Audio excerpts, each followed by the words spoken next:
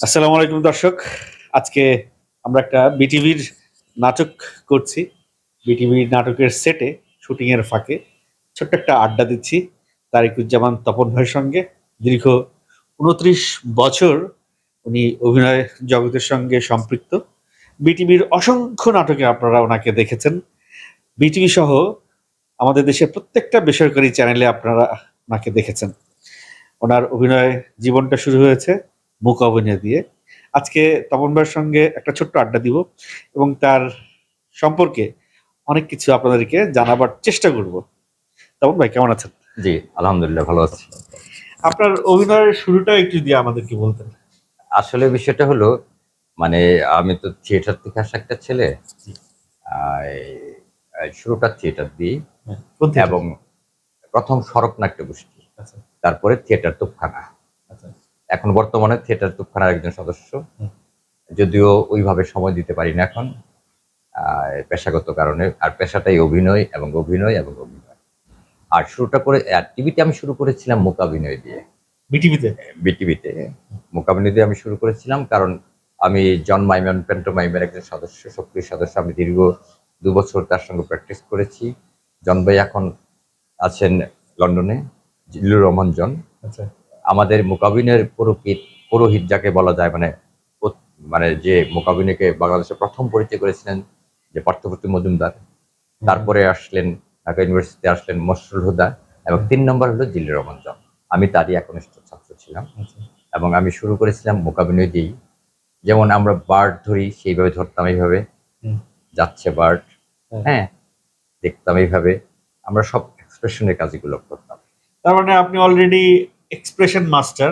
So অভিনয়টা আপনার জন্য সহজ হয়ে গেছে। না, থিয়েটারে তো আমি অভিনয় করি। হ্যাঁ। থিয়েটারে কারণ আমাদের মূকাভিনয়টা হলো বাংলাদেশের খুবই ছোট্ট বাজার। তপন ভাই, আপনাকে একটা ছোট্ট কোশ্চেন করি এর মধ্যখানে। আমাদের এই সময়ে অনেক শিল্পী অ্যাড হয়েছে গত কয়েক বছরে, ইউটিউবের কল্যাণে, ফেসবুকের কল্যাণে, এবং অনেক টেলিভিশন নাটকের বাইরেও অনেক ইউটিউব চ্যানেল হয়েছে যারা নাটক বানায়। প্রচুর শিল্পী এসছে। আপনি এই শিল্পীদের মধ্যে কোন ব্যাপারটা লক্ষ্য করেছেন নাই? না, আসলে নাই, আবার আছে। না, আছে অনেক কিছু, আমি শুধু নাইটা জানতে চাই। তাদের প্রথমত মানে এটা যে একটা শিল্প, সেই ধারণাটা নাই। তারা মনে করে এটা একটা পেশা, কিন্তু এটা পেশা নয়। এটা যেটা আপনার পঞ্চম ইন্দ্রিয় দিয়ে যে কাজটা করা হয়, সেটা কোনো পেশা হতে পারে না। হ্যাঁ, সময়ের তাগিদে যখন আমি ২৪ ঘন্টা একটা জায়গায় শ্রম দেব, তখন তার থেকে কিছু আউটপুট আশাই করতে পারি। কিন্তু সেটাকে যদি আমি ব্যবসা মনে করি, আমি ওনাদের মধ্যে বেশিরভাগ লক্ষ্য করেছি ওনার ব্যবসা মনে করছে। তার ভিউ কত, ভিউয়ের উপরে তার অভিনয়ের পার্সেন্টেজ দেখা যাচ্ছে। কিন্তু ভিউ দিয়ে তো অভিনয় হয় না। অভিনয় হবে আপনার ফেসটা। ফেসটা আপনি কোথায় তাকাবেন, আপনি কাকে তাকাচ্ছেন, কোন দিকে তাকাচ্ছেন, কিভাবে তাকাচ্ছেন। এই যে আমি কথা বলছি, আপনি এরকম করছেন, এটা কিন্তু শিখিয়ে দিতে হয় না। এটা হলো অভিনয়ের একটা গুণ।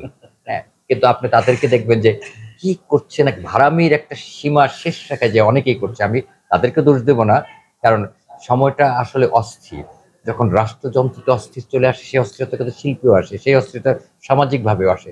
এটা আসবেই, সেটা আমাদের ভিতরে কিছু চলে আসছে মানে প্রতিনিয়ত আসছে। কিন্তু সেখান থেকে বেরিয়ে আসার জন্য শিক্ষাটা প্রয়োজন ১ নম্বর। ২ নম্বর চর্চাটা।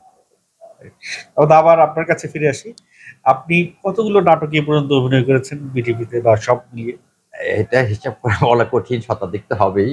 শতাধিক কি বলেন? ২৯ বছর আপনি কাজ না, করতেছেন। এটা মানে আরো অনেক হবে, কিন্তু বলার মতো শতাধিক আছে। আমি সব নাম বলতেও পারবো না। অনেক সিরিয়াল না, আমরা না বলার মতো নাটকগুলো যদি কাউন্ট করি, তাহলে সেটা কি ১০০০-৫০০ ছাড়িয়ে যাবে? কাছাকাছি যাবে। হ্যাঁ, কাছাকাছি যাবে। আর সিনেমা কতগুলো করেছেন? সিনেমা খুব কম করেছি, সিলেক্টিভ। আমি নায়ক উজ্জ্বল সাহেব একটা ছবি বানাচ্ছিল, মেগা স্টার উজ্জ্বল। হ্যাঁ, চারিদিকে হাঙ্গামা। উনি প্রযোজক ওটার। বাবুল রেজা ওটার ডিরেক্টর। না, ডান্স না, ডিরেক্টর বাবুল রেজা। ও আচ্ছা, ডিরেক্টর। হ্যাঁ, উনি ওটার ডিরেক্টর ছিলেন। উজ্জ্বল ভাই টেলিভিশন একটা অনুষ্ঠান দেখতে এসে আমাকে দেখছে। আচ্ছা, উনি আসছিলেন একটা আনন্দ মেলা দেখতে। দেখার পরে বাবুল রেজাকে সাথে নিয়ে আসছে, আমি যখন চিনতাম না, তো উনিও আমাকে দেখাইছে। উনি কথা বললেন, বলে আমাকে এফডিসিতে নিয়ে গেলেন। চারিদিকে হাঙ্গামার ছবিটা করলাম, যদিও ছবিটা ওইভাবে ব্যবসা সফল হয়নি, কারণ ছবিটা তখন মানে কেমন যেন, মানে উজ্জ্বল ভাই অর্ধেক অভিনয় করে আবার অন্য নায়িকা নিয়ে আসছে। ওইটা দিয়ে আমার শুরু হয়েছিল। তারপর অনেকগুলো ছবি করেছি, অনুদানের ছবিও করেছি। কিন্তু ফিল্মে ওইভাবে আমি সময় দেইনি কখনো। আচ্ছা। আপনার অভিনয় করে প্রথম পারিশ্রমিক কত ছিল? আমি প্রথম পারিশ্রমিক রেডিওতে পেয়েছিলাম ১২০ টাকা। ১২০ টাকা। জি, জি। সেই ১২০ টাকার মান এই মুহূর্তে কত? ৭,০০০ টাকা। ৭,০০০ টাকা। যে সময় আপনি ১২০ টাকা জি, পেয়েছেন, জি, জি। ওই ১২০ টাকা পেয়ে আপনার অনুভূতিটা কি? আমার কাছে মনে হয় আমি আকাশের চাঁদ পেয়ে গেছি। মানে অসাধারণ। আমার কাছে ১২০ টাকা আমার নিজের আর্ন করা অভিনয়ের মাধ্যমে। তখন আপনার বয়স কত? তখন বয়স কত হবে? ২৮-২৭ এরকম হবে। কি করলেন ওই টাকা দিয়ে? এটা মনে নেই। তখন কি আপনি ম্যারিড? আমার বিবাহিত জীবন লং টাইম। হ্যাঁ। মানে আপনি কল্পনা করতে পারবেন না আমার বড় ২ ভাইয়ের আগে আমি বিয়ে করেছি। 83 তে। মানে ঘোড়া নিয়ে ঘাস খেয়ে ফেলছেন। হ্যাঁ, 83 তে। মানে এখন যদি করতাম হ্যাঁ, শিশুকালে হ্যাঁ। মানে আপনার তখন বয়স কত ছিল বিয়ের সময়? 18 ছুঁই। বাহ! একেবারে পারফেক্ট টাইমে বিয়ে করেছে। আসলে আমাদের বিয়েটা একটু আর্লি এজেই করা উচিত। কিন্তু আমরা দেরি করেই না করি। আমি একদিকে সুখী যে আমার ছেলে মেয়ে বড় হয়ে গেছে। কারণ হ্যাঁ। সবচেয়ে ছোট মেয়েটা এবার ইন্টারমিডিয়েট পরীক্ষা দিবে। মাশাআল্লাহ। আর বড়দের ইউনিভার্সিটি পার হয়ে গেছে। তবে আপনার একটা ডায়লগ বলেন, যে ডায়লগটা বিটিভিতে খুব খ্যাতি পেয়েছে এবং আপনাকে অনেকে শুনাইছে। আপনাকে দেখে হয় না?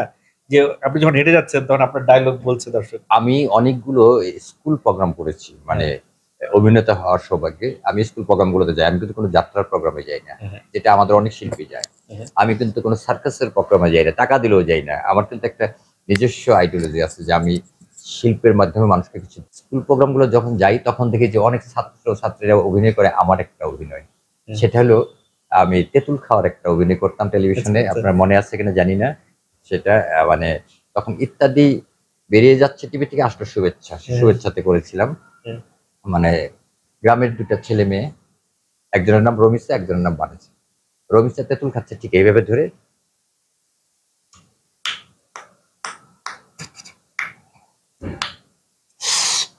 বানেসা দূর থেকে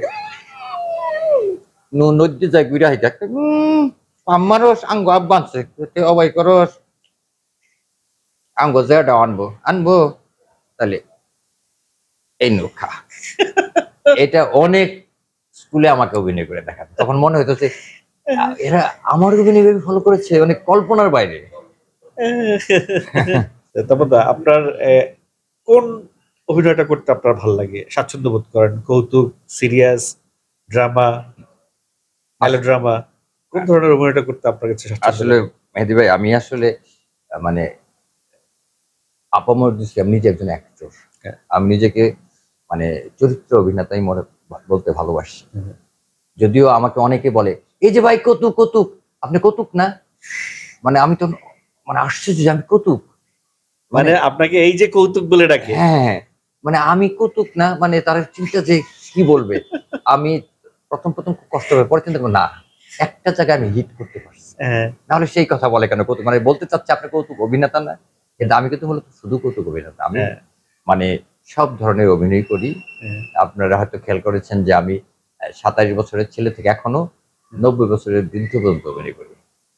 না আপনার যে স্ট্রাকচার, বডি স্ট্রাকচার আপনাকে ২৭ বছরের ছেলেও বানানো যাবে এবং বৃদ্ধও বানানো যাবে। তারপরে আপনার অভিনয় জীবনের আপনার প্রাপ্তিটা কি?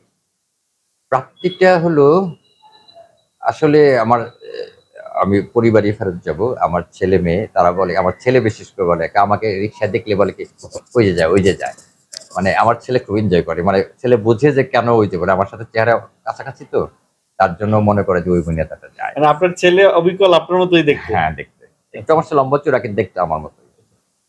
আর গ্রামে যে কোনো সিকোয়েন্সে করতে যাই আমরা যত নাটকই করতে যাই না কেন এখনকার যে ব্যস্ত হিরোরা আছে তাদের বাদ দিয়ে সবাই এসে আমার কাছে আসে অটোগ্রাফ মানে ওরা আমাকে এত ভাবে চিনে কল্পনা করা যায় না। বিটিভি তো ম্যাক্সিমাম মানুষ দেখে। বিষয়টা একটা টেলিভিশন ছিল তখন তো শুরু হ্যাঁ। করেছি তো এখন তো প্রায় টেলিভিশনের অভাব নাই ইউটিউবের অভাব নাই। আমি ২০০৮ এর একটা কথা বলি তখনও কিন্তু এত ইউটিউব আসে নাই। না তখনও বিটিভির একটা ভালো দর্শক আছে ৮ এ। কারণ তখন শুধুমাত্র চ্যানেল আই আর কি আর ২১ এটিএন বাংলা এটিএন বাংলা আর আর ২১ টেলিভিশন এই তিনটা চ্যানেল আর বিটিভি। ওই সময় আধারে দ্বীপ শলাকা নামে একটা নাটক নিয়ামুল বানাইলো। আধারে দ্বীপ শলাকা সায়েম ওটার প্রোডিউসার। সায়েম ভাই তো চিনেন? হ্যাঁ চিনি ভালোভাবে চিনি। হ্যাঁ তো ওই নাটকে আমার বোধহয় তখন আমি প্রথম অভিনয় করি। আমার একটা সিকোয়েন্সটা হচ্ছে আমরা এখন যেটা বলি পাসিং শট। হ্যাঁ সিকোয়েন্সটা হচ্ছে গিয়ে টনি ডায়াস রাস্তা দিয়ে হেঁটে যাচ্ছে, আমিও রাস্তা দিয়ে হেঁটে যাচ্ছি। আচ্ছা রাস্তায় একটা কালো ব্যাগ পড়ে আছে, ওই ব্যাগটা দেখে টনি ডায়াস আমাকে জিজ্ঞেস করবে, এই ব্যাগটা কি আপনার? আমি বলবো না, এটা আমার না, বলে আমি চলে যাব। উত্তরায় শুটিং, যে রাস্তায় শুটিং করছি সেই রাস্তার দুই পাশে ধান ক্ষেত ছিল, এখন সব বিল্ডিং হয়ে গেছে। আচ্ছা। হ্যাঁ, তো এই ডায়লগটা খালি আমি দিছি, এরপর থেকে আমি অসংখ্য ল্যান্ড ফোনে তখন ফোন পাইছি হ্যাঁ, হ্যাঁ। যে এতগুলো টাকা তুই নিলি না, ওই ব্যাগে টাকা ছিল। আপনার কথা শুনে আমার একটা পছন্দের কথা, 2007-এ আমার একটা সিরিয়াল যেত ইন্দ্রতিলক মিলনের লেখা কোন গ্রামের মেয়ে, হ্যাঁ, যেটার মধ্যে আমাদের বরেণ্য সঙ্গীত শিল্পী মানে গানটা গেছে কোন গ্রামের মেয়ে রে তুই কোন গ্রামের মেয়ে, এটা সাইনিং গান ছিল, মানে টাইটেল সং, টাইটাল সঙ্গে।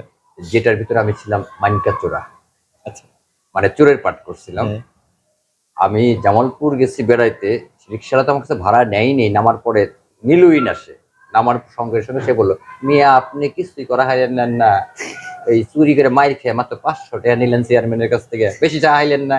তার ভিতরে লাগছে যে আমি মাত্র 500 টাকা নিলাম কেন, হ্যাঁ। মানে অসাধারণ একটা মানে প্র্যাকটিস। আর এখন কত হিট হিট নাটক হয়, এত ভিউ হয়, কিন্তু এরকম রিপারকেশন পাই না না না না, দর্শকের কাছ থেকে। আসলেই নাই। দর্শক এইভাবে আর এখন বলে না যে আপনাকে। আমার আরেকটা নাটকের কথা মনে আছে, ললিতা। হ্যাঁ, এটা বোধহয় 10-11 দিকের নাটক, জুয়েল মাহমুদ। জুয়েল মাহমুদের। হ্যাঁ, আপনি বোধহয় এটাতে কাজ করছেন। হ্যাঁ, কিন্তু ললিতা আমি খুব অল্প কাজ করছি, কিন্তু ললিতার আমরা নেক্সট ভার্সনটা করছি, নাটকের নাম ভাইরাল। ওটা কি করতেছে? জুয়েল মাহমুদ। জুয়েল মাহমুদি করছে, এবং এটার মধ্যে আমি অসাধারণ একটা ক্যারেক্টার। শুটিং শুরু হয়ে গেছে, শুটিং প্রায় 2 লট করে ফেলছি, আবার সামনে শুটিং আছে। আর জুয়েল মাহমুদ আমাকে নিল না। এটা জুয়েল মাহমুদের জিজ্ঞেস করতে হবে তারা। জুয়েল মাহমুদের দুর্ভাগ্য, আপনার মতো একজন শিল্পীকে নিতে পারে, কারণ স্বাস্থ্যবান শিল্পী দরকার ছিল, আমি তো মরা শিল্পী। কিন্তু ওটা মানে আমার একটা পেয়ার দিছিল, সে ছেলের নাম পলাশ, ছেলেটার মানে নায়িকার বেশে আসছিল, মানে খুব রসালো একটা নাটক। মানে ভাইরালটা হলো কি আপনার সেই ললিতারই আধুনিক ভাষা, আধুনিক ভার্সন। এটা খুব ভালো একটা সংবাদ দিলেন আপনি। এটা এটিএন বাংলায় অন এয়ারে যাবে, আমার কাছে বিশ্বাস এটা অনেক ভালো লাগে। কিন্তু এই এটিএন বাংলা না, এটা যাবে ইটিভিতে। যাক, হ্যাঁ দর্শক, আমাদের আসলে আবার শুটিং এর একটা কল এসছে, তপন ভাইয়ের সঙ্গে আমার আড্ডা শেষ হয় নাই। যদি সুযোগ হয় আড্ডাটা আবার করবো, আর সুযোগ না হলে আপনারা এই পর্যন্তই দেখবেন, আবার অন্য কোনো দিন হয়তো আড্ডা দেবো। শেষ করবো আজকের আড্ডাটা শেষ করার আগে যে এই গল্পটা আমি বলতে চাইছিলাম সেটা বলে শেষ করি। তো ললিতায় আমার একটা ক্যারেক্টার ছিল, আমার ক্যারেক্টারের নামটা মনে নাই, কিন্তু আমার পেয়ার যে ছিল মেয়েটা, ওর ক্যারেক্টারের নাম ছিল সুতলি। তো ময়মনসিংহের ভাষায় আমরা কথা বলি, এবং আমার খালা আমাকে কথায় কথায় থাপড়াইতো। আচ্ছা আচ্ছা। এবং আমি যেখানেই যাইতাম এই তো ঠিক আছে কিনা, এত থাপড়ে কেন মারে কেন না, আপনার সুবিধা আছে, আপনার শরীরে থাপড় দেওয়ার জায়গা আছে, আমার তো তাও নেই। তো যাই হোক, সেই আমেজ আর এখন নাটকের মধ্যে ওইভাবে পাই না, বা ইভেন এখনকার অনেক নাটককে অভিনয় করে সে আনন্দটাও পাই না। আমি অনেক নাটক নিজে অভিনয় করি, কিন্তু কেন করছি আমি নিজেই মজা পাই না, দর্শক পাবে কিভাবে? আমি নিজেই সেটাকে মানে গ্রহণ করতে পারছি না, দর্শক কিভাবে গ্রহণ করবে? কিন্তু ওই যে বললাম যে আমরা আসলে মানে এমন এক অস্থির সময় পার করছি, সেখান থেকে আমি চাই যে অচিরেই যেন আমরা সুস্থিরে চলে আসি, মানুষ মানে আমরা ভালোভাবে বাঁচতে পারি, ভালোভাবে থাকতে পারি, তবেই তো বিনোদন মানুষ আশা করে। তপন ভাই আমাদের অনেক সিনিয়র একজন শিল্পী, ওনাকে বিটিভিতে বিশেষ ক্যাটাগরিতে রাখা হয়েছে।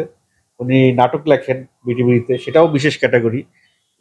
তো আমার মনে হয় আমাদের যারা সিনিয়র শিল্পী আছেন, অনেক অভিজ্ঞতা আছে, ওনাদেরকে সঠিকভাবে কাজে লাগানো উচিত, কারণ ওনারা যতক্ষণ স্ক্রিনে থাকবেন ততক্ষণ কিন্তু স্ক্রিন ভরে যাবে। আরো একটা বিষয়, আমাদের সিনিয়র শিল্পীদের তাদের সম্মানটা তাদেরকে দেওয়া উচিত। আমার মনে হয় তপন ভাই আমার সাথে একমত হবেন যে আগে যেরকম সম্মান আপনাকে প্রতিটা সেটে যেভাবে দেওয়া হতো, এখন কি সেই আদর, সম্মান, আহ্লাদ, ভালোবাসা বা আবেগ আছে? বিষয়টা হচ্ছে এখনকার, বললাম ওই যে আবার অস্থিরতা। হ্যাঁ, আর এখনকার যে শিল্পীগুলো আসছে, কারণ এদের মধ্যে অনেক ট্যালেন্ট শিল্পী আসছে, কিন্তু অস্বীকার করার জায়গা নাই, কিন্তু তাদের প্রপার গাইড করার লোক নাই, সেই লোকগুলো আমরা হারিয়ে ফেলছি। এবং তপনদার মতো শিল্পী যদি সেটে থাকে, তিনারাই কিন্তু আমাদেরকে গাইড করবে। যাই হোক দর্শক, আমরা শেষ করছি। শেষ করার আগে শুধু এটুকুই আশা করতে পারি যে এই অস্থিরতা কেটে যাবে, আবার আমরা সেই পুরনো দিনগুলোতে ফিরে যেতে পারবো নতুন ভাবে, নিঃসন্দেহে। Thank you তপনদা। জি, আপনাকে ধন্যবাদ, আপনাদেরকেও ধন্যবাদ।